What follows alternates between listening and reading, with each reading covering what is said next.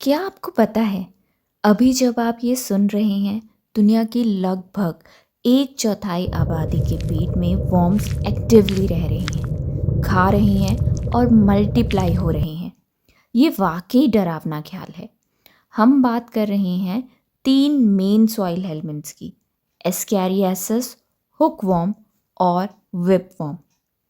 इसका स्केल इतना बड़ा है कि इसे अंडर एस्टिमेट नहीं किया जा सकता। 1.5 बिलियन से ज़्यादा लोग इन्फेक्टेड हैं, जिसमें 267 मिलियन प्री स्कूल और 568 मिलियन स्कूल एज्ड बच्चे सबसे ज़्यादा वल्नरेबल हैं। ये सीधा अगली जनरेशन के फिजिकल और कॉग्निटिव डेवलपमेंट को टारगेट करता है। चलिए एस्कैरियासिस लुम्ब्रिकोइड से शुरू करते हैं। ये दुनिया का सबसे कॉमन सॉइल हेलमिंथ इन्फेस्टेशन है। इसकी फीमेल रोज़ लगभग 2,40,000 एग्स देती है।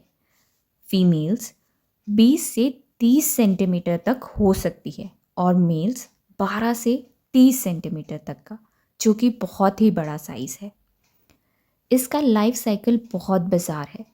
एम्ब्रियोनेटेड एग्स निगलने के बाद लार्वा इंटेस्टाइन की वॉल को पेनिट्रेट कर लीवर से होके लंग्स में चला जाता है। लंग्स क्यों?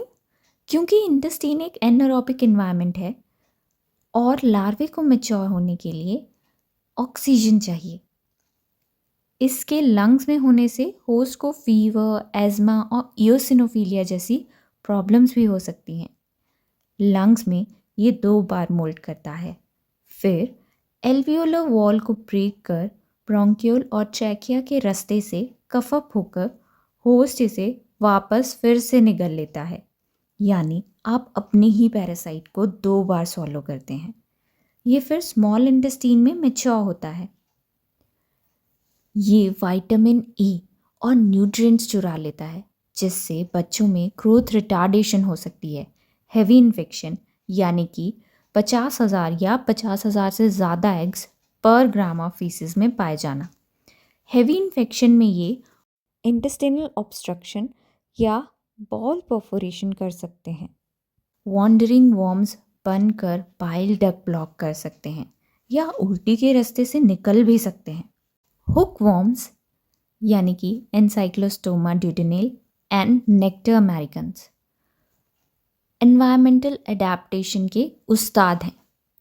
इन्हें सरवाइव करने के लिए 24 डिग्री सेल्सियस से 30 डिग्री सेल्सियस तक टेम्परेचर और भुरभुरी मिट्टी चाहिए जो डैम्प हो और जहाँ डायरेक्ट सनलाइट ना आए।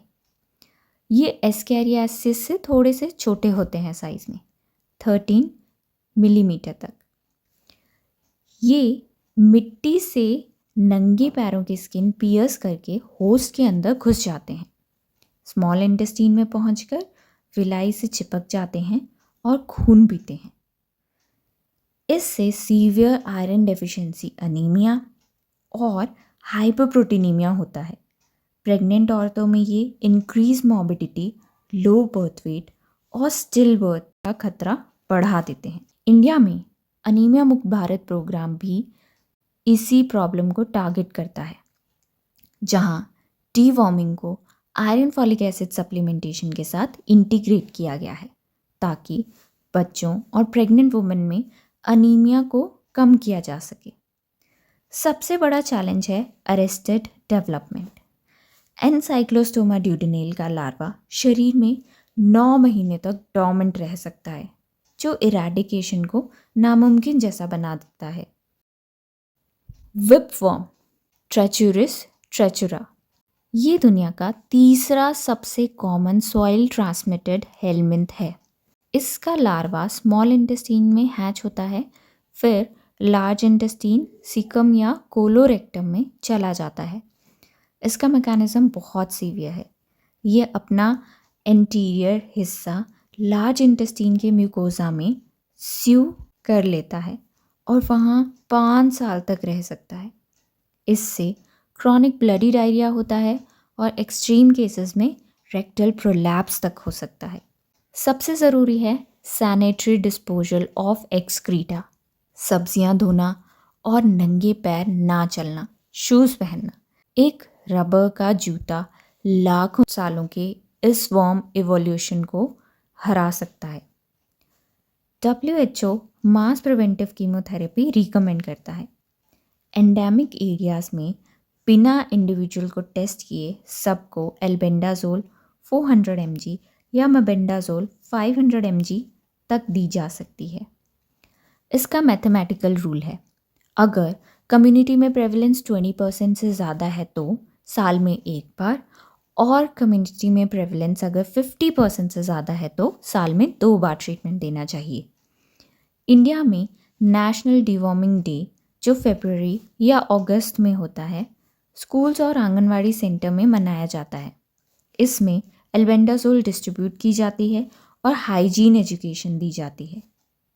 स्कूल्स एक परफेक्ट एंट्री पॉइंट हैं जहां पीरियोडिक डिवॉर्मिंग को हाइजीन एजुकेशन के साथ इंटीग्रेट किया जाता है।